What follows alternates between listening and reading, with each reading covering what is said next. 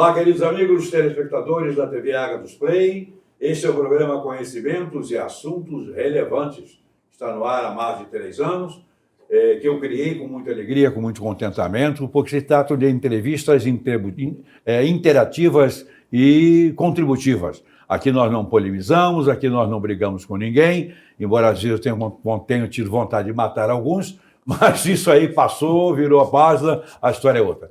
E aqui estamos hoje para tratar de um assunto tremendamente solene e de interesse, com certeza, da maior parte do povo brasileiro, que se trata de maneira indireta da doutrina do Espírito Santo. Diretamente é o assunto que vamos considerar, que é um aspecto, uma manifestação dessa fração de Deus que está presente na Terra em benefício da humanidade e, sobretudo, para carregar os perdidos para a salvação por Cristo.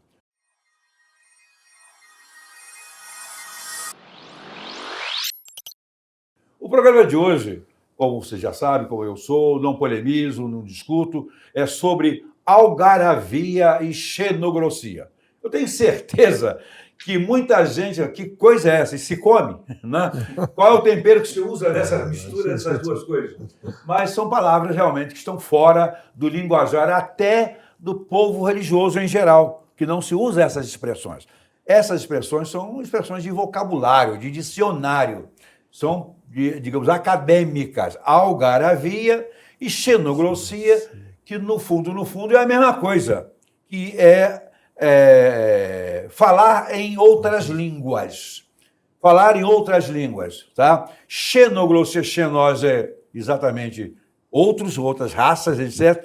E glossos é língua. Daí xenoglossia ou algaravia, que é falar do modo que os árabes falavam, ou seja, um modo ininteligível. Então, é claro que muitas vezes as falas algarávicas, diríamos assim, não são entendidas, mas isso é outro detalhe. Eu não vou dizer quem está certo, quem está errado, porque isso não nos compete. A ninguém aqui, tanto a nós que estamos gravando, quanto a nossa grande plateia. Dá para contar, mas tudo bem. Daí eles estão aqui para testemunhar que nós estamos fazendo a coisa certa. No primeiro bloco, glossolalia, fenômeno religioso de comunicação que marcou a difusão do cristianismo a partir da festa de Pentecostes. Isso narrado lá em Atos 2, 1 a 13, etc. Isso é fato, não é invencionista. Jesus Cristo, ao subir, disse que, olha, não vos deixarei órfãos, vou para o Pai e vos enviarei o Espírito Santo, certo? E nessa data, que não é uma festa cristã, é uma festa israelense, tradição dos judeus, certo, pastor Edson? Sim. Antiga, né? Antiga. Os judeus, havia uma santa convocação, certo, onde todos os judeus da dispersão teriam que se reunir em Jerusalém para uma das 3 principais festas, né? E uma das festas era justamente a festa de Pentecostes. E tinha um significado muito profundo, né, Sérgio? Muito. Pois bem, e ali estavam reunidos judeus de todas as partes. E judeus que talvez nem falassem mais hebraico ou aramaico. Poucos falavam grego. Falavam outras línguas, as línguas dos países que os haviam acolhido, ou para os quais eles foram, né, não expulsos, que não é o caso, não foi expulsão ainda, né? Foram espalhados, a diáspora que havia acontecida. Bom, então, esse é um fenômeno, diríamos assim, olhando daqui para lá. De lá para cá, não. Foi uma manifestação espiritual, certo, pastor? Sim, uma manifestação espiritual que, inclusive, quando tanto a glossolalia, né, quanto a xenoglossia, os cristãos primitivos acreditavam na possibilidade dessa manifestação. Por exemplo, Paulo, quando escreve a sua epístola aos Coríntios, no capítulo 13, versículo 1, a gente já percebe isso. Quando Paulo diz, se eu falasse a língua dos homens... E dos anjos. A xenoglossia, né? E a dos anjos, que é a glossolalia. Então, os cristãos primitivos já acreditavam nessa possibilidade. Dessas 2 manifestações, podemos dizer assim. uma que seria mais voltada para línguas divinas, né? E outra que seriam os outros idiomas, ou seja, línguas idiomáticas. É o que Paulo falava várias línguas. Isso. Falava hebraico, aramaico, grego, falava latim. Verdade. E até o espanhol, que já existia, é provável. Porque ele chegou a dizer que gostaria de vir à Espanha, né? Gostaria de vir ao continente europeu para pregar o evangelho. Sérgio, não há, evidentemente, nenhuma dificuldade de aceitação dessa possibilidade, porque se não existisse uma língua de anjos, ele não citaria. Sai não. Né? Não, com certeza. É certo. Agora, há um propósito, acima de tudo, independente da questão de crédito de denominacional, a manifestar, naquele momento ali, todos ouviam o que era dito e pregado da sua própria língua. Isso aí é óbvio. Né? Não era uma confusão de línguas, embora fossem línguas estranhas, mas cada um ouvia na sua própria língua. Isso me diz claramente que esse evangelho do Reino de Deus será pregado, sim, em todo mundo, na língua de cada um, para que todos entendam sem distinção. Os irmãos concordam isso comigo? Concordo. Sim. Tem nenhuma dificuldade disso Sim. aí, né? Creio que aquilo ali foi realmente o encerramento do que aconteceu em Babel. Foi ao contrário, né? Foi enquanto no iniciou de Babel ninguém se ali entendia, ali todos estavam, digamos, recebendo os princípios do Evangelho e sobre a glória de Deus, numa maneira só de entender. Esse é um ponto, né? Então, sem ser tendencioso contra as interpretações religiosas, mas fazendo uma apreciação do texto em si, vemos que os discípulos que ali estavam falavam em outras línguas e todos entendiam. Veja bem, todos entendiam, cada um na sua própria língua. Eu não vejo dificuldade de entender que haja forma de falar que não seja entendida por A, B, C ou D. Claro, existe. Até porque nas línguas do mundo nós não entendemos todas elas. Sim. Né? Não entendemos. Então há uma certa restrição, pode haver uma restrição em que alguém não entenda. Até porque nem sempre Deus quer que certas pessoas entendam. Né? Interessante que ele tem uma aritmética muito dele, ele tem uma apreciação muito dele. Mas se tomarmos exclusivamente o texto, aquele texto como universal e para todo o tempo, ficaria difícil entender por que as línguas estranhas praticadas e veiculadas em denominações evangélicas, às vezes não são entendidas por outros. E Paulo fala também a respeito disso, a questão de quem fale, que interprete, entenda, etc, etc. Isso aí é problemático ou é simplesmente um detalhe? Eu enxergo da seguinte forma, pastor. Pode se tornar uma problemática, desde que não haja uma compreensão exata daquilo que realmente o escritor estava querendo transmitir. Perfeito. O senhor tocou muito bem num ponto em que, quando Lucas ele escreve Atos dos Apóstolos, ele tem por objetivo, ou melhor, ele tem em mente o episódio de Babel. Lá em Babel houve a divisão, né? E em Atos dos Apóstolos, no dia de Pentecostes, a gente percebe isso. Uma convergência. Que aqueles que estavam ali conseguiam entender a pregação do evangelho no seu próprio idioma, no seu próprio dialeto. A necessidade, então há um propósito de mostrar para os leitores que lá em Babel houve a divisão, a confusão de línguas, mas agora, através do poder do evangelho, todos ouviriam a pregação do reino no seu próprio dialeto, no seu próprio idioma. Então, depende muito como nós interpretamos, pastor. Paulo, ele não tem em alta estima o falar em línguas, por incrível que pareça, né?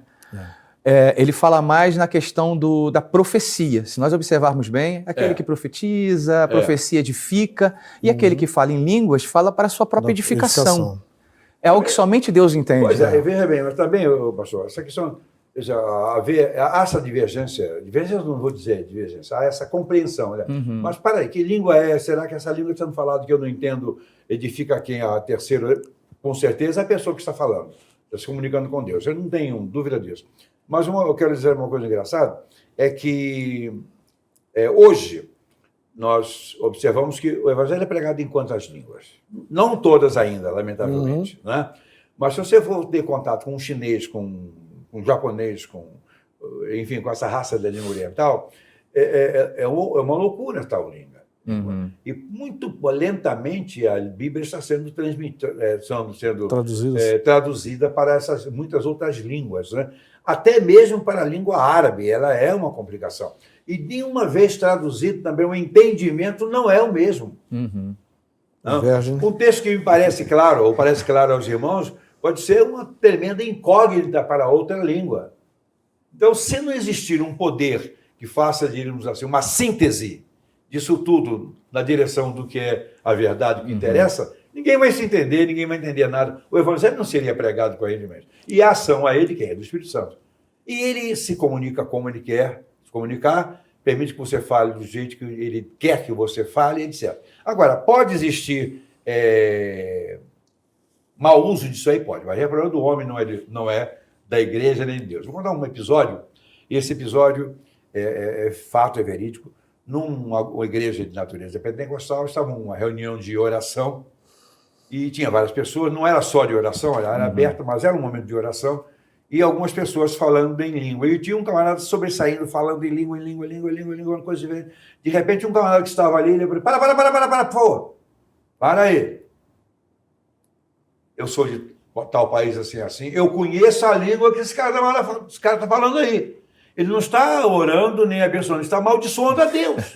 Porque era um camarada que conhecia, realmente tinha um camarada falando em outra língua, mas o diabo, o demônio, entrou ali falando em uma outra para perverter o ambiente. Ele foi escancarado ali, envergonhado ali. Isso pode acontecer, mas isso não é obra do Espírito. A compreensão, naturalmente, de que aquele camarada estava falando coisas nocivas contra Deus, essa compreensão que foi dada a um ali, foi da parte de Deus, para desmoralizar. Isso pode acontecer, mas isso não é a tônica de nenhuma igreja pentecostal ou neopentecostal. Não é.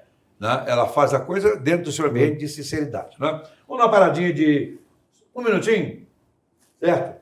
Que tal? Ok? Voltamos já para tomar água, um café. Café não vamos servir, não. Ele vai mandar água, então. Voltamos já. O IBEMP apresenta Programa Conhecimentos e Assuntos Relevantes com o Dr. Heitor. Voltamos com conhecimento de assuntos relevantes, tratando hoje sobre xenoglossia e glossolalia, uma manifestação espiritual ou não, mas de qualquer maneira é um assunto que interessa ao mundo pentecostal e a todos os que contactam e têm, digamos, tem interações, né, entre as denominações, não religiões. Aqui é denominação, a religião é a mesma, né? Agora há pouco, no bloco anterior, eu falava sobre alguém que estava ouvindo uma língua estranha que não era uma língua proveniente de nenhuma santidade, nem do Espírito Santo de Deus, mas era uma língua de terceira, de um outro país, que está sendo usada por um sujão lá, um tipo sujo, né? O encardido, né? Como dizia aquele padre que já morreu, o encardido, e estava amaldiçoando a Deus, né? Na verdade, é um idioma desconhecido do povo ali, e quantos idiomas existem que nós desconhecemos? Isso pode acontecer. O pastor Sérgio tem uma experiência mais ou menos parecida na sua igreja, certo? E foi, diríamos assim, desvendado, demonstrado claramente para o pessoal do lado de lá. Não foi nem do lado de cá. Porque do lado de cá nós não temos essa obrigação de identificar aquilo que não compete ao reino de Deus. Isso é problema de Deus lá com as situações. E, é claro, no meio de uma situação de comunhão com Deus, pode ter alguém ali tentando amaldiçoar a Deus. Isso vai ser pior para ele, não para melhor. Ninguém vai jogar uma maldição para Deus, para Jesus Cristo, para o Espírito Santo, que vai colar, né? Não tem como. Verdade. Não tem como acontecer, Existe. né? Bom, línguas estranhas, mas que ninguém traduz. Segundo a Bíblia, Paulo diz, quer dizer, olhando textualmente, que seria interessante que alguém traduzisse, tivesse capacidade para traduzir. Mas, Sérgio, os que estão falando em verdadeira língua estranha têm a obrigação de saber o que estão falando para traduzir? Não, né? O certo é que quando a pessoa fala individualmente, ele fala para a edificação sua, como um dom, né? Certo. Os 12, Coríntios 12. Agora, quando ele fala para a igreja, tem que ter o intérprete.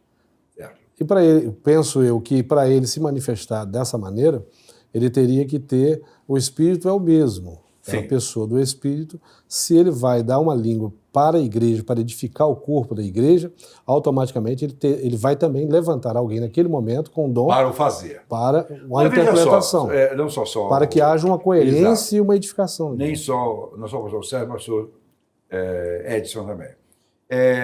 Na verdade, o Espírito de Deus age em todo o tempo na igreja, que é verdadeiramente dele. Uhum. Né? Porque há muitas organizações religiosas que se dizem igreja, mas não são nada mais, nada menos que caça-níqueis.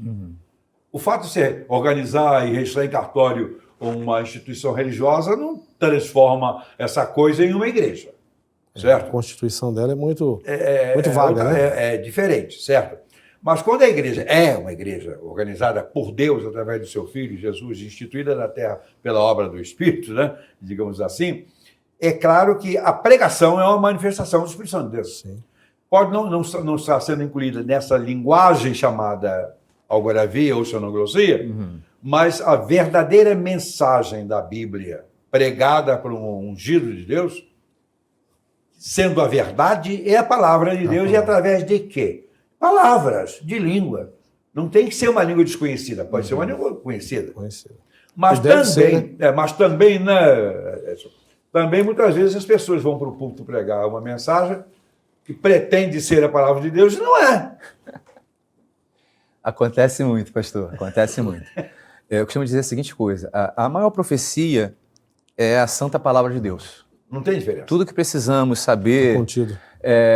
acerca de como caminhar na presença do Senhor, de como levar uma vida bem, positiva, uma vida dentro dos propósitos divinos. Então a palavra de Deus vai te apresentar, vai oferecer essa possibilidade de uma transformação.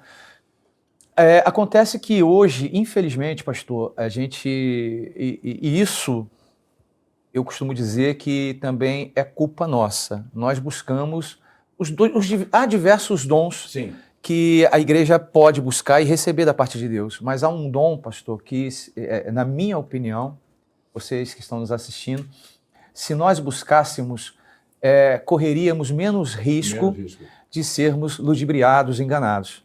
Porque qual é a intenção do diabo? Enganar. Criar uma confusão. Ele é um mentiroso por excelência, é o pai da mentira. Justamente. Há o dom do discernimento. O dom do discernimento.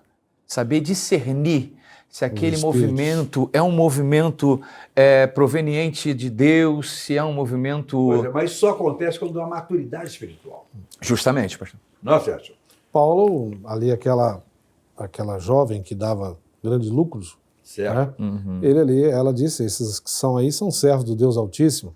E Paulo se deixou levar por um momento. Né? Até que o Espírito o incomodou, né? E ele ali teve o discernimento e a expulsou. Era o demônio. O demônio não estava errado. Não estava certo. Era. Mas Paulo não queria ouvir aquilo. Ele não queria essa lisonja. Não, de jeito algum. Essa escovada no ego dele que não interessava. Não ia edificar nada. Ele. Não ia edificar nada. Tanto é que ele repreendeu. Porque o diabo às vezes usa as palavras certas, mas a intenção não é. A questão toda nessa vida, em tudo, aliás, não é se a palavra é certa. O que mais importante é a intenção. Que a palavra dos lábios, a intenção do coração.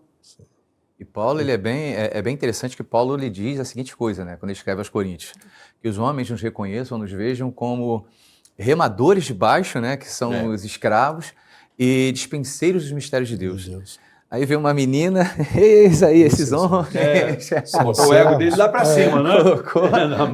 Segura aí, não faz isso não. Mas interessante que você vê Paulo, dotado de uma capacidade, ainda se deixou por uns dias, um momento ali. Agora você imagina nós, na atualidade hoje, da igreja que nós estamos vivendo, onde há um número enorme que a gente está cada dia mais conturbado. E o ego hoje é hipervalorizado, aplaudido no nosso meio. Verdade.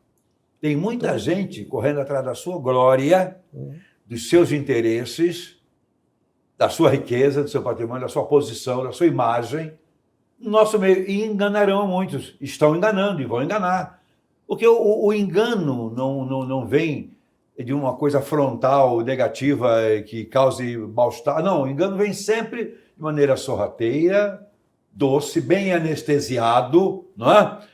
Aceitável, deglutível, melhor dizendo, deglutível, com muito mais facilidade do que os seus produtos lá. É verdade. E hoje se divide mais igreja por causa do Espírito Santo do que pela palavra. Lógico.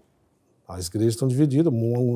A pessoa é dotada de um dom, ele sai ali, ele sai em submissão à liderança, né? A liderança às vezes quer até corrigir, quer doutrinar ele em cima daquilo ali, e ele, em submisso, ele sai e monta-se uma igreja. A sua igreja. Né? Então ele já sai ali. Nós Ele temos não saiu com base hoje, na palavra. igrejas espalhadas aí, Sérgio. E, pastor, nós temos de igrejas hoje no mundo, no Brasil, eu não vou citar o mundo, eu sei bem que nos Estados Unidos é a mesma coisa, etc. Embora haja um grupo conservador muito forte lá, que são metodistas, batistas, os pentecostais, mas também lá existe, não tanto quanto, e normalmente importado no terceiro mundo. Tá? Aqui no Brasil, por exemplo, que existe de denominações estranhas, eu já não sei mais como é que eles conseguem juntar as palavras para formar certos nomes. Eu fico às vezes brincando, não, vou criar um nome bonito para criar uma igreja, né? Criar uma igreja para mim, né? Eu já sou um cara meio bonitinho, né? Simpático, falo direitinho. Cadê minha foto? Eu quero ver a minha foto ali, né? Coloca lá para a gente ver. De repente, eu arranjo um nome bonito, um ambiente bonito, uma linguagem afável, acessível, chego com uma proposta que traduza o interesse das pessoas neste tempo. E a maior parte dessas igrejas estão em torno de que eu vou arrumar agora. Líderes que organizaram igrejas do Brasil que não têm outra intenção do que sangrar o próximo. Eu até me refiro a um deles por um nome interessante, o bispo Pedir Mais Cedo. O bispo Pedir Mais Cedo, não vão dizer que eu citei o nome de ninguém, que eu não citei. Né? Eu só dizia, não, o bispo Pedir Mais Cedo, que é arquimilionário.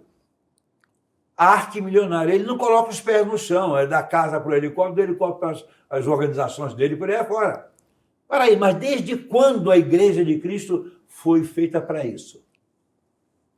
Qual dos apóstolos viveu nababescamente? Eram pescadores rústicos, pastor.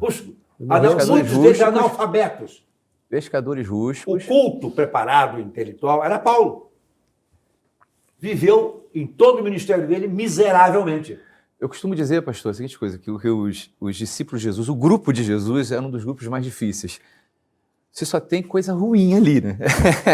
Você tem pescadores rústicos, tem um outro que era do partido dos Zelotes. Que eram os brigões. Tem um que está prestes a traí-lo, não é muito confiável. E um que não vai acreditar em hipótese alguma que Jesus iria ressuscitar. Então é um grupo super, hiper difícil. Numa linguagem popular aqui, vai escolher mal os discípulos assim, mas ele precisava escolher assim. Não poderia ser diferente. Porque o que nós somos hoje? A mesma coisa. A mesma coisa. Não mudou nada. Você vai encontrar Judas nas igrejas? Não. Quer que eu indique? Eu dou a relação com você depois. Isso... Me deixa eu uma semana aqui no Rio de Janeiro para fazer outra relação para você. Então você tem de tudo ali. Tem os Pedros da vida. Tem os Pedros. E finalmente veio Paulo, um criminoso, cara.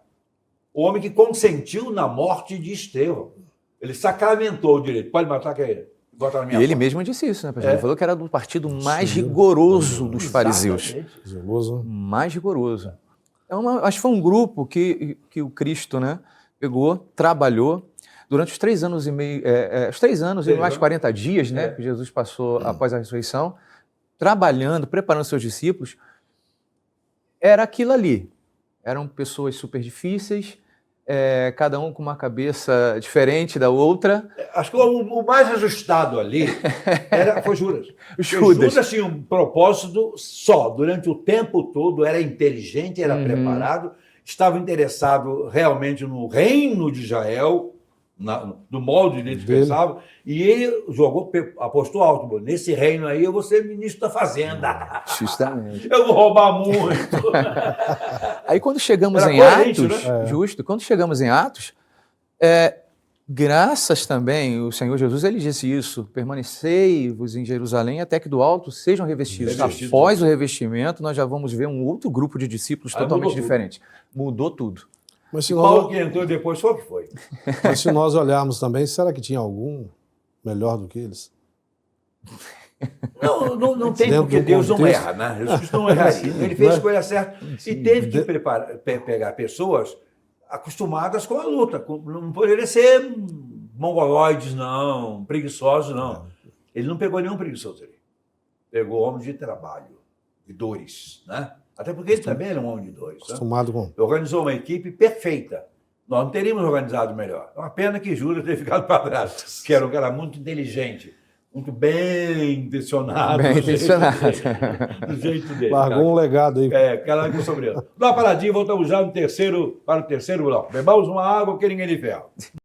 O IBEMP, Instituto Brasileiro Evangélico Memória Pastoral de caráter filantrópico, associou-se ao Banco Santander, que administra fundos financeiros, e criou um plano de investimentos com alta rentabilidade. Convidamos você para se associar e, assim, realizar os seus sonhos com segurança e tranquilidade. Venha para o IBEMP. Saiba mais em ibemp.com.br. Ok, terceiro bloco de conhecimento de assuntos relevantes, tratando sobre agora ver línguas estranhas, com dois servos de Deus, homens que entendem das coisas, com vivência na área pentecostal, diríamos assim, onde existem essas experiências que nós não discutimos, cada um tem a sua, tem igrejas que não experimentam esse tipo de manifestação de um jeito, digamos assim, visível, audível, mas a mesma manifestação experimenta do ponto de vista espiritual, porque o Espírito é o mesmo que comunica a todos do reino de Deus. Bom, terceiro bloco. O que diz a psiquiatria a respeito? Agora vamos num terreno fora, diríamos assim, da linguagem espiritual eclesiástica, mas existe. O que a psiquiatria, quando estou falando psiquiatria, não estou falando do Heitor, que eu sou mestre em psiquiatria, não. Não sou eu que estou dizendo, não. São os dicionários que dizem a respeito. Manifestação psiquiátrica, uma patologia de natureza esquizofrênica, em que o indivíduo parece estar falando em outra língua, com sons ininteligíveis, porém mantendo os aspectos prosódicos de forma normal. Bem, nesse caso é patologia mesmo, é doença mesmo. Deixa eu explicar isso aí. Existe essa manifestação psiquiátrica, patológica, portanto, o indivíduo falar desorganizadamente, usando expressões que parecem ser, na nossa fonética. Um indivíduo nessas condições, que seja de uma outra língua, um alemão, vai falar em outra, na fonética de lá. Do árabe, no japonês, no chinês, vai usar a fonética de lá. Que a fonética não é a mesma. A fonética das línguas neolatinas é muito parecida uma com a outra, um pouco mais de aspereza no espanhol. O português falado em Portugal é um pouco áspero, mais áspero. A do português falado no Brasil é mais brando. O francês é mais sofisticado, o alemão, o espanhol é muito rude, mas tudo neolatina. E o grego, que é uma língua antiga, tem a mesma fonética nossa, por incrível que pareça. Tem a mesma fonética. Bem, então uma pessoa com uma possessão, ou com uma patologia, ela pode, porque ela pensa de maneira distorcida, ela não pensa de maneira organizada, ela é uma doente, é uma esquizofrênica. Então, ela pode estar pronunciando palavras desconexas, achando que é uma manifestação divina, tão somente porque ela ignora isso, ela não conhece a coisa. Isso é doença. Existe? Existe. Agora, uma coisa interessante, que não sei se é a experiência de vocês. Eu nunca já vi demônios. Não vi demônios, pessoas endemoniadas.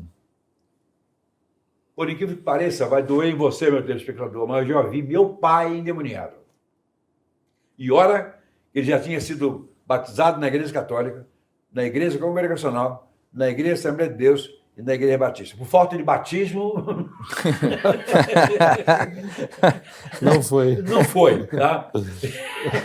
E ele estava bêbado e, em determinado momento, ele manifestou possessão demoníaca e eu, como um adolescente, expulsei. E ele parou e foi embora. Tá? Bem, eu já vi isso.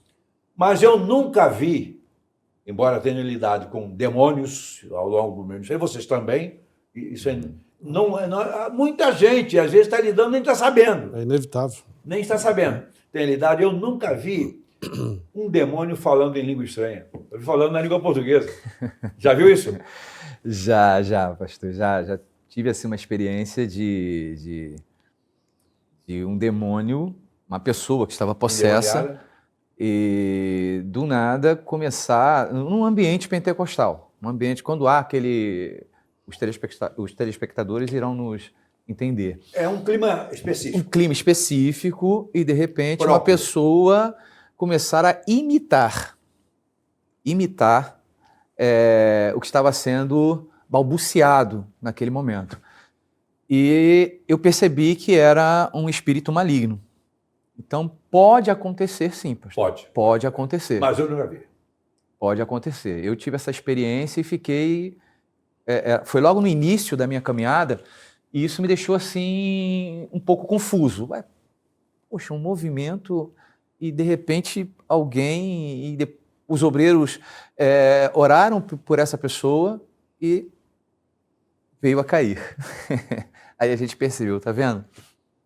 E é bíblico, né, pastor? Porque Mas é bíblico. Sempre foi assim. Porque Paulo ele diz que se for possível, né, o Satanás até se transforma num anjo de luz. Não, e só existe luz porque existe treva. Então ele vai procurar de todas E a as luz vai formas brilhar enganar todos. onde? Nas trevas. A luz não brilha na luz. Certo? Então eu acredito até que se faz necessário algumas coisas acontecerem até para que a igreja possa se aproximar mais de Deus. Criar um vínculo maior com o Senhor, uma aliança com Deus. Porque muitos perguntam, aconteceu isso por quê? Porque de repente a igreja não estava firme com o Senhor? Não, Deus pode permitir isso para que a igreja comece a ter uma experiência sobrenatural e se prepare para determinadas coisas que podem acontecer. Pastor, os pastores, tudo no reino de Deus é sobrenatural. Não é natural. O que é natural? Esse mundo de pecado, de corrupção, de sujeira, de podridão, isso é natural. Porque o corpo humano, a carne é pecado. A Bíblia não diz que a carne tem pecado. A carne é o pecado. Ela é pecado. Então, esse mundo todo e tudo que acontece de errado aí é natureza, dessa natureza pecaminosa. Então, onde estiver a luz, as trevas vão meter a cara. Aqui nós estamos num ambiente de estúdio, sofisticado, os sons são todos eles bem glosados, bem purificados, mas quando olhamos para o lado, nós vemos lugares que são mais escuros, tem uma sombra, a luz não chega por causa daquele obstáculo, não chega do outro lado, mas a luz está aqui presente. Está, inclusive, permitindo que a gente veja as sombras.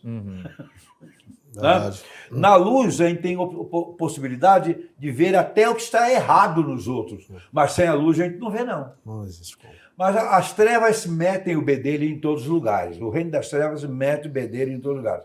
O mundo todo, a sociedade toda, estamos falando aqui em programa de televisão, aparentemente exclusivamente religioso, não é não. Nós estamos num mundo que é uma sociedade criada por Deus, perfeita, era para ser perfeita, se está estragada por causa do diabo e porque o homem deu ideia, deu lugar, né? Tudo começou com aquele safado do Adão lá atrás, que não era para fazer o que tinha feito, né? Mas não podemos reclamar, nós estivéssemos lá, faríamos a mesma coisa. Vocês talvez não, mas eu faria. Com certeza. Vocês talvez não, mas eu faria. A mesma coisa, né? Mas que ele era safado, era. Não muda de ideia. Então, nós estamos tratando de alguma coisa que rege o mundo. Quer queiramos, quer não queiramos, quer você entenda ou não entenda, creia ou não creia, o mundo é uma propriedade de Deus. Mas como tudo que é de Deus, há um inimigo. Deus também tem um inimigo. Tanto quanto nós, ainda que sejamos bem relacionados às nossas cidades, né? Eu e ele moramos, eu e o Sérgio moramos na mesma cidade, estamos aqui agora todo o Rio de Janeiro, temos boas amizades lá e temos aqui, etc. Mas temos inimigos também. Né? Tem pessoas que não gostam da gente.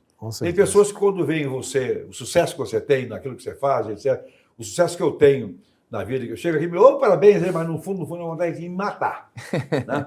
Porque, inclusive, é uma tendência muito grande de perdermos os amigos quando nós adquirimos alguma coisa. O amigo fica um horror da gente, porque você, eu e não ele. Isso é inadmissível. Porque eu sou melhor do que o próximo agora tem e eu não tenho. Né? Mas eu, por exemplo, estava brincando com uma pessoa ontem a respeito de ter um marido dela que quer comprar um jato. Eu não tenho jato, eu tenho um bimotor, um Seneca 2. Mas eu não tenho inveja do jato. Mas tem gente que tem inveja do meu bimotor, do meu Seneca 2. A vida é assim. Mas essa experiência sua é interessante, porque, a igreja é o lugar da luz. Mas as trevas só aparecem se existir luz. Como é que ela vai aparecer se não existir luz? Ela vai ocultar a todos. E o reino de Deus não é um reino que permita que as trevas dominem a todos, mas qualifica aos seus servos, aos seus executivos, seus obreiros, a perceberem a coisa errada a querer. Tanto quanto eu percebi que tinha acabado de batizar uma pessoa que estava até então com possessão demoníaca. O demônio voou fora. Eu não aguentaria aquela pressão de uma mão de um pastor na cabeça dele dizendo do pai, meu filho, você está maluco? Eu não vou nessa, não. Eu saí daqui agora. Aí o outro falou, você sabe nadar? Não sei não, mas eu saí daqui. Não sei não, mas estou pulando na água. Vou ficar aqui Só não fico. de jeito nenhum. Bem, aquilo você falou agora há pouco, pastor, a respeito, essa distinção entre fenômenos religiosos e línguas espirituais com fenômenos, digamos assim, demoníacos ou patológicos. No patológico é mais fácil. No meu caso, que sou profissional de psicanalista, de psiquiatria, etc., eu percebo facilmente aquilo que é espiritual do que é patológico, por causa do meu conhecimento das patologias.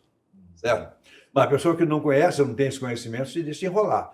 Pode sim se deixar equivocar e achar que é uma manifestação saudável. Mas aí, meu, só tem um jeito, é a capacidade de distinção da coisa por obra e graça da misericórdia de Deus. Né? Fora disso, o cara vai se enrolar, não vai?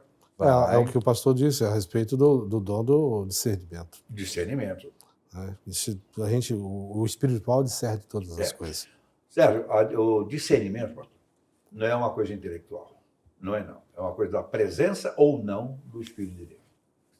É claro que a cultura, a informação auxilia, mas discernir é muito mais. Discernir é um ato jurídico até. Quando um juiz, diante de um julgamento singular, né, não é o caso de crime pela vida, mas de outras situações, ele tem a capacidade de perceber algo que ninguém percebeu. E aquilo ali é suficiente para ele bater o martelo a favor de um ou de outro. Discernimento é talvez o dom que mais nós precisamos, concorda ou não, pastor? Nos dias de hoje, sim, pastor. Nos dias de hoje, principalmente com tanto movimento que estamos vendo, se faz necessário buscarmos esse dom. Conhecermos um pouco mais. Eu creio que os pastores vão concordar comigo. Nós perdemos muito tempo nas redes sociais, né? Com coisas que não nos edificam, quando deveríamos, nós, crentes,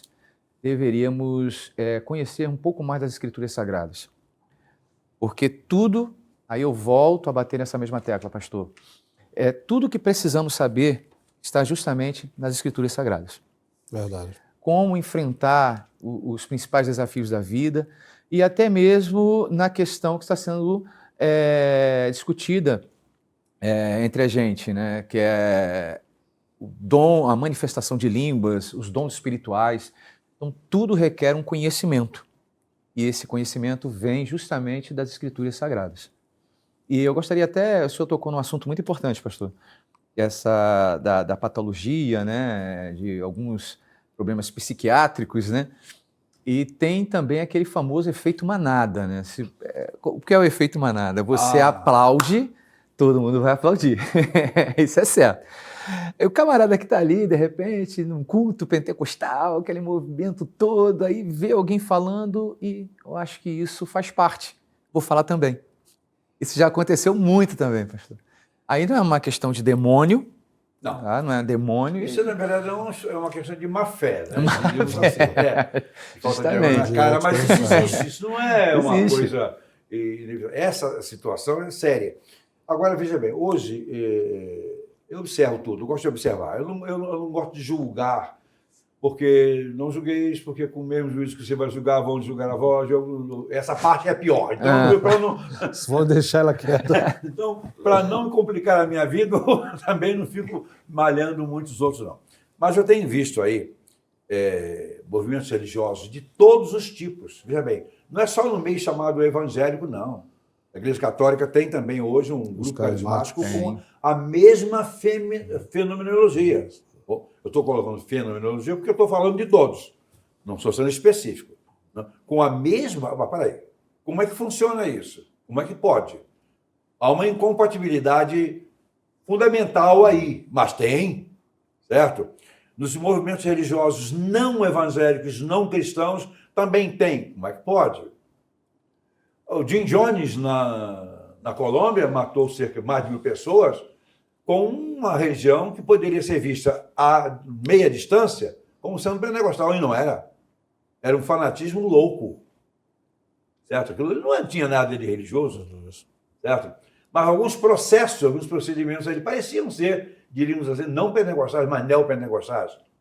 E quando eu me refiro a neopentecostal, eu estou me utilizando de uma expressão que diz respeito muito a essas pessoas mal intencionadas que se utilizam de um segmento e de uma maneira de comportamento para levar alguma maldade. Porque as pessoas são muito sugestionáveis. E aí, pastores, quanto mais necessitado for o indivíduo, mais sugestionável ele é. Quanto mais necessitado você chega, contra uma história para ele, não, um lugar lá, vamos orar, vai cair fogo do céu, vai, e você vai ser abençoado, você vai chegar em casa, tem dinheiro na sua conta, vai verificar que a sua dívida sumiu, etc. Os caras acreditam nisso. Isso é mais difícil de acreditar do que em Papai Noel, mas eles acreditam. Eles acreditam. Acreditam. A necessidade produz um sugestionável de primeira categoria. Mete a mão no bolso e entrega o dinheiro que tem. Entrega, meu amigo. Então, essa exploração dessa boa-fé e dessa espiritualidade, mas não é espiritualidade no sentido que nós estamos tratando, de fé, de comunhão com Deus, de conhecimento da Bíblia, de estar bem informado a respeito das coisas de Deus, do jeito de Deus e não das pessoas. Não é esse conhecimento, mas é a espiritualidade, que é uma questão produzida pelo espírito dessa pessoa, pelas necessidades que ela tem. E aí vem os criminosos, usando dessa boa-fé dos necessitados, e faz o que faz. Agora, uns 3 meses atrás, pastor, aconteceu, fomos procurados aqui por um apóstolo. Eu não tenho nada contra quem é apóstolo, bispo, pós-apóstolo, irmão mais velho de Jesus Cristo. Eu não tenho nada que aparecer por aí, porque o irmão mais velho de Jesus Cristo é aquele que não veio. Tá? Na hora que se decidir em família, vai decidir qual é que vier a mão. O mais velho se apresentou, eu vou, não, vamos mandar o garoto. Isso é brincadeira, claro. Ninguém está levando isso a sério. Né? Mas esse monte de religiões aí, aparecem umas pessoas esquisitas. Apareceu um apóstolo de São Paulo querendo implantar uma igreja dele aqui no Rio de Janeiro. Me procurou a empresa aqui para a gente fazer a programação de instalação da igreja durante 4 domingos, divulgando, convidando, enchendo, usar todo o nosso equipamento, usar todo o sistema de mídia, e ele viria. Aí me mandaram uma amostra da igreja dele. Rapaz, eu estou com um terno novo, é a segunda vez que eu uso, tá? Você tem ideia? E sábado eu vou comprar uns 2 ou 3, se Deus quiser. Então, ele estava num terno, numa vestimenta, sabe? Parece que para um aniversário de uma princesa. Assim. A esposa, olha, estava um chuchu. Mas não é chuchu porque é barbudo, não. É chuchu que eu digo no sentido salutar. Mas que mulher bem vestida. Quando apareceu a membresia, que não é membresia, são aqueles que... Seguidores, aqueles que frequentadores, essa mesmo, porque muita igreja está cheia de frequentador, não é de membro, não. Tem muitas assim, até sérias. Estão cheias de gente, mas de frequentadores, não tem compromisso nenhum com nada. Membro renúncia, né? Quando eu olho para aquela gente, paupérrima, a roupa, os calçados, eu digo, meu Jesus, esse cara está sangrando, esse pessoal. É isso que ele quer implantar aqui. Já tem lá, ele já é um apóstolo. Olha, cara, eu tenho 52 anos de pastor, não cheguei nem a bispo. Não foi nem promovido. Não foi promovido, esse cara já é apóstolo. Tem uns 30 e poucos anos de idade. Olha, isso aí tem alguma coisa errada, não tem certo? Eu vou reivindicar os meus direitos. Apóstolo, para aí. Gente, por que ser apóstolo? Você precisa de ter um título de apóstolo? Serva é o suficiente. Jesus Cristo se apresentou como pastor, o bom pastor. Por que ele ser apóstolo? Diácono. O diácono é servo, não, o diácono é servo. Presbítero é quem está presidindo. Isso aí tem igrejas que tem, outras não tem, mas faz parte de uma certa hierarquia. Dentro da Assembleia de Deus, o presbítero é sumamente importante no ministério de plantação de igreja, no caso. De igreja, Faz justamente. parte da eclesiologia da Assembleia de Deus. Deles. Na Igreja Batista não tem. O presbítero da Igreja Batista é o pastor quando está presidindo. Pastor e diácono. Já o diácono é para servir as mesas, né? E mal Auxiliar. serve. Dificilmente eles servem a mesa do pastor. Eles pensam dos pobres, das viúvas, eles servem a igreja. A mesa deles, mas na hora do pastor esquece. O presbiteriano tem um presbítero, que é na igreja, os que administram a igreja, os presbíteros. Bem, mas esse cara quer ser apóstolo. Tem um que é pai apóstolo, já anunciou que vai ser sagrado rei ex-batista. É doido esse camarada. É um louco. Então, hoje a gente vê que essas igrejas estão sendo montadas para os seus líderes se locupletarem, se enriquecerem. Não faz sentido. Um líder de uma igreja aqui, caça-níquel, que só usa helicóptero, não bota os pés no chão, sai dali para o seu jato, e lá em Miami tem uma casa que milionários não têm. Milionários americanos não possuem uma casa igual aquele camarada. O curioso é que a minha filha mais velha morou em Celebration durante 2 anos e meio, mais ou menos, e a casa dela era bem próxima, uns 100 metros mais ou menos, da casa do Silvio Santos. Eu estive lá, eu vi a casa do Silvio Santos. Aquela cidadezinha, que é sensacional, tudo organizado, isso. As casas são praticamente todos modelos só, casa de madeira. A casa dele é mais simples do que a casa da minha filha e meu Jean. Está nem aí para ostentar. Ele não ostenta. O desgraçado do tal do bicho tem uma mansão que milionários americanos não têm. Eu passei na frente da casa do fundador da Azul, lá em Connecticut. É uma casa simples. Esses camaradas moram em cada mansão. Tem um que mora aqui na Barra da Tijuca, que a casa dele é uma estupidez. Vale uns 15 milhões de reais. Tirado de onde? Tirado de onde? Dos pobres e necessitados. Isso aí, pastor, você acha que isso é obra do Espírito Santo? Nem aqui, nem no inferno, né? Os famosos tosqueadores de ovelhas. Tosqueadores de ovelhas. Né? Larga a ovelha pelada. Né? Larga a ovelha pelada. Quando ele está ali para cuidar da ovelha. Justamente. Mas, pastor, tudo faz parte de um projeto que esses... Eu costumo dizer até que são falsos profetas, falsos pastores, que faz parte de um projeto para justamente manipular a massa. Porque sabe que a massa, na sua maioria, nós temos os menos abastados, são de menos abastados. Então, vai procurar o quê? Sempre apresentar alguma coisa que atraia.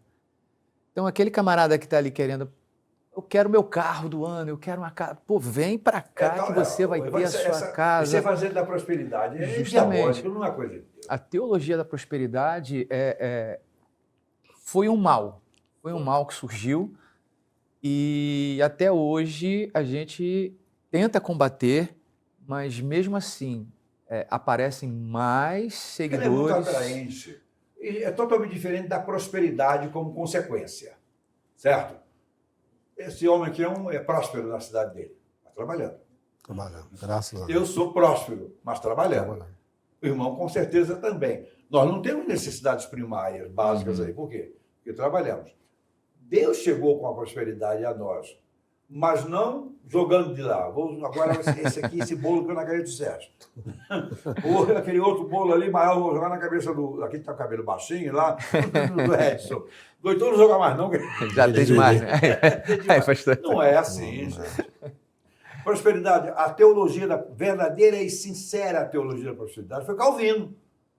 Calvinismo mostrando que o evangelho, sim, na base do capitalismo, produziria riqueza e bem-estar. E é verdade. E é verdade. Mas não sem trabalho. Não na base do milagre. Não na base do miraculo. É na base do trabalho. Temor, também não é méritos, não, tá? Não é por mérito, aquele merece mais do que o outro. Não é isso, não. É pelo vínculo da prestação de serviço. O quanto nós servimos, o quanto nós unimos. Vamos agora para o quarto bloco daqui a pouquinho? Uma paradinha, beber um pouco mais de água, voltamos já. O IBEMP, Instituto Brasileiro Evangélico Memória Pastoral de Caráter Filantrópico, associou-se ao Banco Santander, que administra fundos financeiros, e criou um plano de investimentos com alta rentabilidade. Convidamos você para se associar e, assim, realizar os seus sonhos com segurança e tranquilidade. Venha para o IBEMP. Saiba mais em ibemp.com.br. Ok, voltamos com conhecimento de assuntos relevantes, tratando de glossolalia e outras coisas mais, experiências. Tá? O papo sendo muito gostoso aqui, muito fraterno. Obrigado. Né? Quarto bloco, possessão demoníaca e linguagem falada nessa condição, na condição de milagre. Eu nunca vi um possesso demoníaco falando numa língua que me fosse estranha. Eu nunca vi. Você viu? Não. Não, você sim. Como eu falei no início, Naquele aquela início, experiência. Agora, na hora de você ter que expulsar o demônio, Aí é a mesma coisa. Mesma coisa. Não muda nada. não muda nada. As pessoas podem falar coisas estranhas? Sim, pode falar, mas em todos os casos que testemunhei, elas falam em português, mas com uma voz distorcida. Essa é uma característica fundamental. Voz distorcida. Tá? Aí você entende, tem coisa aí. Quando é uma patologia, a voz não é distorcida. Somente as ideias que são. A voz não é. Quando a voz é, então temos ali um caso de possessão. Agora, uma coisa curiosa. O índice de possessão demoníaca em pessoas com fragilidades mentais é muito grande. Porque a mente tem uma fissura, a estrutura mental. A nossa mente é uma estrutura neuropsíquica. Tá? Ela tem neurônios, tem mecanismos citológicos e tem energia. Essa dimensão toda aí, quando comprometida em termos fisiológicos, em termos energéticos, facilita a intromissão de demônios e a linguagem sai distorcida. Então, isso acontece. Então, é muito grande o número de pessoas com possessão demoníaca nesses meios onde elas têm os malucos e os drogados. Elas são tremendamente favoráveis para esse tipo de coisa. Quem trabalha nas cracolândias da vida, em meio de toxicômanos em geral, quem trabalha em manicômios, experimenta, tem contatos horrorosos com pessoas nessa condição. Já entraram em manicômios? Sabe como é que é? É coisa para doido mesmo, né? E o mundo das drogas? Tudo isso que é uma fragilidade mental. Já trabalhei com adolescentes usuários de drogas. Realmente, a gente percebe isso. A gente não vê ali uma possessão demoníaca, mas justamente por causa do uso das drogas, você percebe essa linguagem um pouco confusa, desequilíbrio, justamente. Mas mesmo assim, porque quando você tem o emprego das drogas, tanto fragiliza a relação biopsíquica, como também minimiza a possibilidade de uma plenitude, diríamos assim, de manifestação demoníaca. Se manifesta, mas com restrição também, porque o psiquismo onde ela age, onde essa manifestação está fragilizada. Quando o indivíduo está limpo, é mais forte. Mais fácil. Quando está bêbado, é menos forte. Agora, o álcool, por exemplo, as drogas são utilizadas em muitos rituais espirituais dessa natureza para fragilizar, para permitir que a possessão aconteça. Não, é verdade, pastor. Realmente isso. E é algo que a gente precisa também ficar bem atento. Né? Bem atento. Porque nós, pelo menos nós cristãos, de vez em quando nós cometemos essas gafes, né? Achar, é demônio! Vamos expulsar! Se for doença, não sai, não. Sai não. Tem que fazer um tratamento. Você não consegue expulsar uma esquizofrenia, nem tampouco resolver o problema com um antipsicótico. Enfiar o Dolfenegan no diabo, ele também não vai Por isso que a gente precisa ficar bem atento, porque senão a gente acaba cometendo algumas gafes. Pô, é terrível isso aí. A minha denominação e a Igreja Presbiteriana, a Igreja Batista Presbiteriana, Congregacional, Casa de Oração, as não pentecostais em geral, têm menos problemas, menos dificuldades com essa situação. Não é que cá não exista a problemática, existe, mas ela não se manifesta tanto por falta de talvez de oportunidade, de hipervalorização de uma coisa ou outra. Mas o problema não está na denominação nenhuma e outra. O problema está exatamente no tempo que nós vivemos. Que o diabo utiliza, assim, de quaisquer oportunidades estranhas para se imiscuir e se apresentar e Se ocultar tentar ali. usurpar aquilo que pertence a Deus, ele tenta. E não vai parar, não. Não tem solução. Isso aí é o problema, é a mesma coisa. Você é bombeiro. O bombeiro vai reclamar, puxa, eu gosto muito da minha profissão, o problema é lidar com fogo. Não, você pode lidar com fogo. Tem pra onde correr. Vai reclamar de quê? Não É tem igual pra o onde correr. policial, não, eu gosto da minha profissão, mas eu tenho medo de levar um tiro. Você fica sabendo que você pode levar um tiro. E raramente um policial não leva um tiro ao longo da vida, certo? Porque é o trabalho dele, por que não reclamar? Não tem como, não. Você reclama do seu trabalho? Não, Não. eu também não reclamo, não. Certo? Até porque quando ele já vai fazer aquela prova, né, ele já sabe os riscos que irá São correr. evidentes. Os riscos estão ali. Tá? Então, essa questão deles falarem de um jeito ou de outro, mascararem, fraudarem, porque isso vai existir. O diabo é especialista em confusão. E não há ambiente do qual ele não se aproxima. Você chega na sua igreja no domingo de manhã, tá? Tudo solene, o seu primeiro chegar, olha. Você não está vendo, não, mas o diabo está sentado ali. Ou mandou um assessor dele sentado ali para esperar, porque ele vai tentar, em todas as situações, se imiscuir. E isso é natural, é o trabalho dele. Né? Não. O pastor Benjamin Sheideg disse uma vez que ele estava numa dessas reuniões nossos pastores, ele disse que assumiu uma igreja, aí uma irmã disse assim, pastor, eu vejo um demônio lá no púlpito, lá sentado lá no altar lá. O senhor não vai expulsar ele? Eu falei, não, deixa ele quieto lá. Ah, mas o senhor não vai expulsar? Não, deixa ele lá. Eu já sei que ele está ali, deixa ele ali.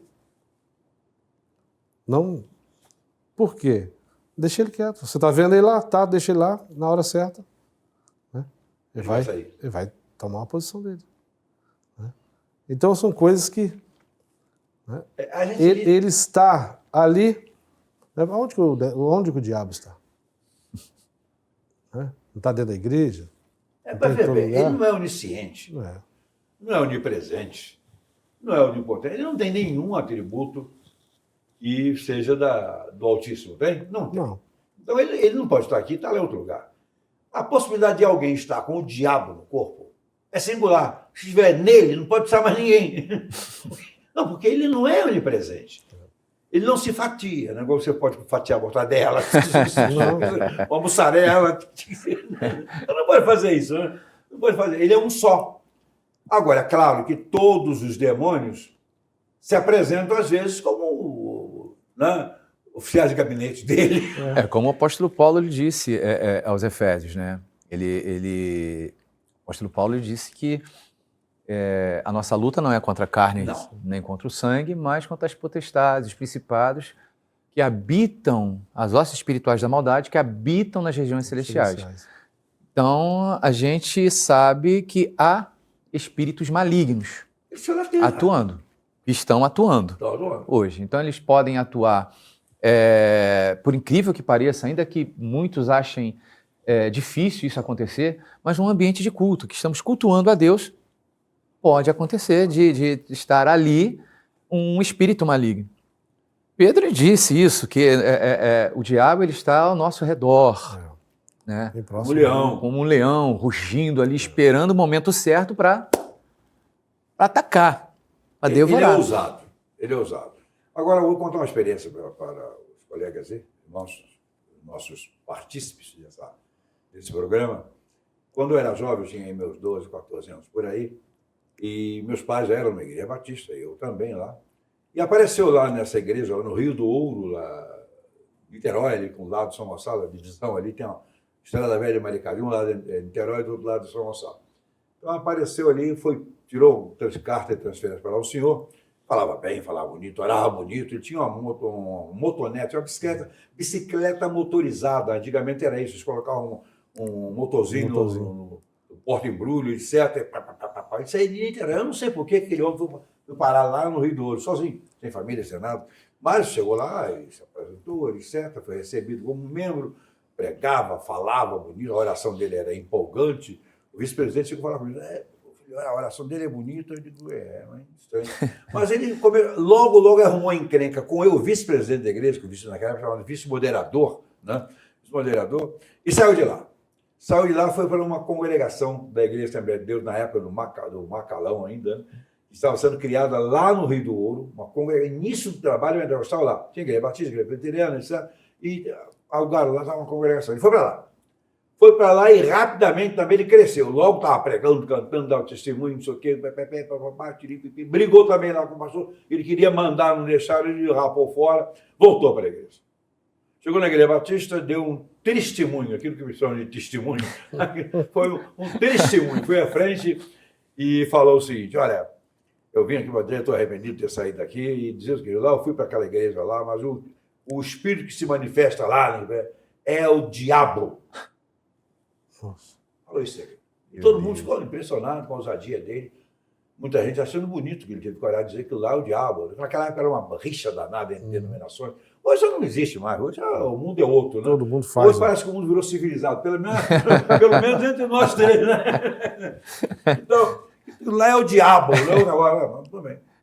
Meu pai falou, eu ouvi ele falar isso, que lá é o diabo. Oi, meu pai falou, sei lá.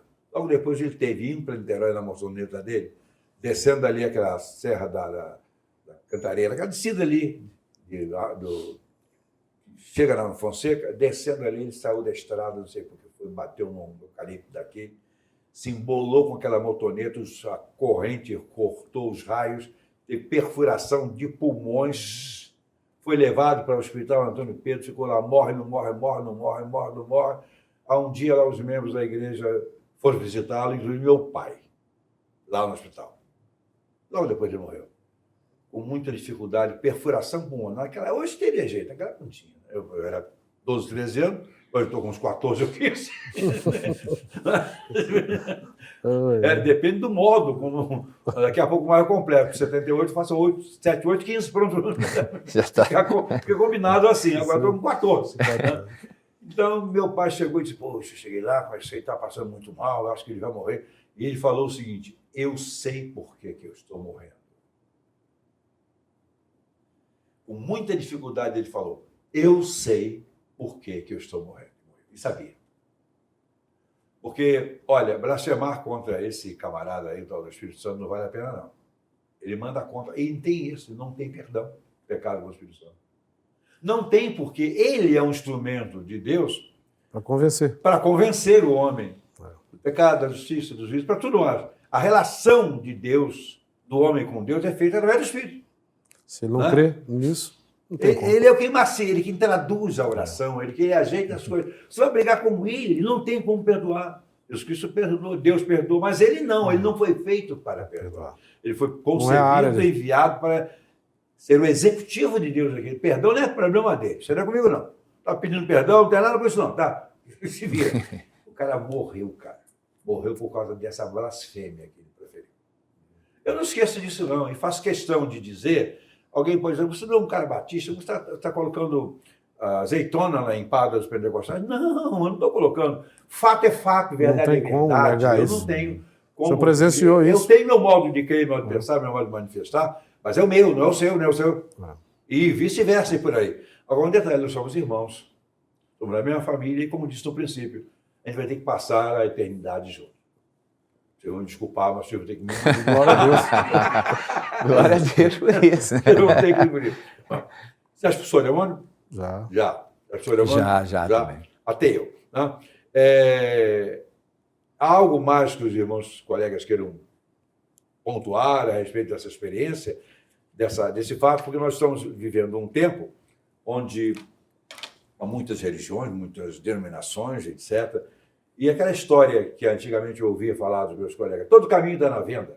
Pode ser que todo caminho dê na venda, mas na vida eterna não. Há um só caminho, né? Sim. Há um só caminho. Na venda pode ser, no interior, todo caminho dá na venda, é um ditado antigo, não sei se você já pegou isso, chegou a viver, eu convivi nessa época, né? Vindo do interior, etc. E realmente, eu confesso, em muitos lugares, todo caminho dava na venda. Porque era o centro de convergia. Todo mundo caía convergia todas as coisas. Né? Não, mas não é assim, não. existe realmente não muitos caminhos nesse reino de Deus, existe muitas maneiras de chegar a Deus, mas caminho não, caminho é um só. Né? Agora, essas questões particulares de cada denominação, é particular de cada denominação. Quem somos nós para julgar? Nós não vamos julgar ninguém e não é o caso. Experiência é experiência, experiência não está sujeita à discussão. Aquilo que você sente, aquilo que você tem consciência de que está certo, você só responde por isso diante de Deus, não é por você não tem como me provar isso. Quer dizer, Heitor, está aqui, é isso aqui, é verdade. Você está dizendo que é o que você sente, essa é a verdade. Tanto quanto do Sérgio quanto a mim. Certo? Eu não vou responder diante de Deus pelo que você pensa e sente. Não.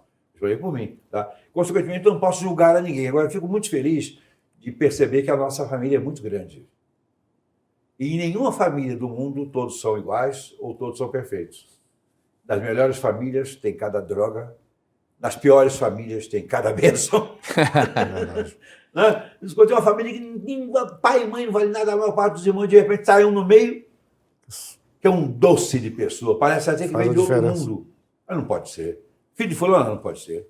A mãe não pode ser. Os irmãos são eles, que isso? Esse cara não pode ser dessa família. Tá? Porque tudo nesse meio espiritual é pessoal, particular, né? E relacionamento individual com Deus.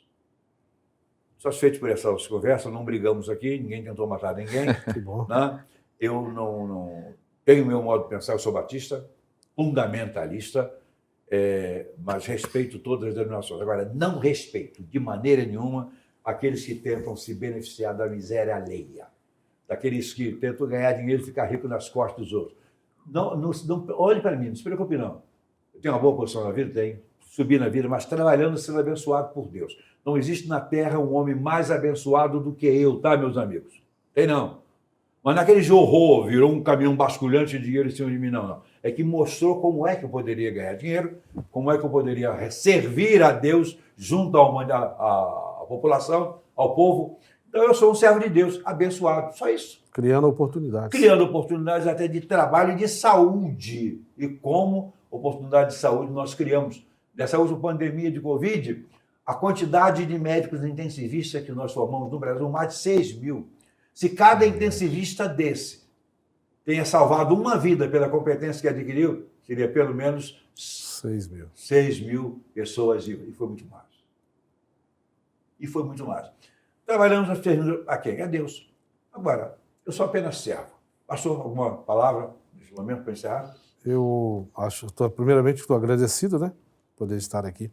E vejo assim que precisamos de mais esse acontecimento, até para falar, para explicar, até expor mais, né, dentro do nosso meio evangélico, para que eles possam definir realmente mais e as coisas ir apurando mais, enxugando mais, para as pessoas realmente entenderem que o Espírito Santo é uma pessoa, não é uma influência, não. Né, e que nós somos influenciados por ele ou direcionados por ele para fazer a obra, e não influenciar ele para fazer a obra. Não. Né? E ele foi mandado, ele disse que ia mandar, foi ele que mandou, vou mandar descer e desceu. Desceu, desceu obedecendo ao filho e continua obedecendo ao pai. Pastor, uma palavra? Primeiramente, para mim foi uma honra, pastor Heitor, pastor Sérgio, estar aqui com vocês, falando de um assunto tão importante no nosso meio. E eu queria falar para você, querido telespectador, acredite no mundo espiritual. Se prepare, porque quanto mais você se aproximar de Deus, mais você estará fortalecido para vencer as forças do mal. Creia nisso. Jesus é bom e que nesta tarde o Senhor possa te abençoar rica e abundantemente. Obrigado aos colegas de hoje. Eu tive um contato bem cedo, quando cheguei aqui, quando levantei e fui para a padaria, dedicada com um demônio. Eu fiz de conta que para mim não... O problema dele está ali. Eu fui comprar pão, né? O problema dele. Mas de cara mesmo com uma pessoa endemoniada. Fazer o quê, né? Essa região em que nós estamos é realmente muito ruim, muito carregada, muito perversa. Você sabe isso, né? Você é um carioca, né? Ou pelo menos vive aqui. Carioca da Gema. Da Gema? Pois, você não é carioca, né? Não. Você é mineiro? Não, sou fluminense. Fluminense mesmo? Pois é, eu sou botafoguense. Mas eu nasci no estado do Rio. Felicidade para vocês, meus queridos telespectadores. No próximo Na próxima terça-feira teremos outro programa. Passada será sobre clonagem. Olha, vai avisando as pessoas para assistirem na plataforma, nossa plataforma. Esse programa sobre clonagem estará. Claro, ele vem antes desse aqui, mas o sobre clonagem estará, pode ser visto pelo Brasil inteiro, pelo mundo inteiro, e a coisa é muito séria. Tem clones vivos na Terra? Ah, tem. Se prepara.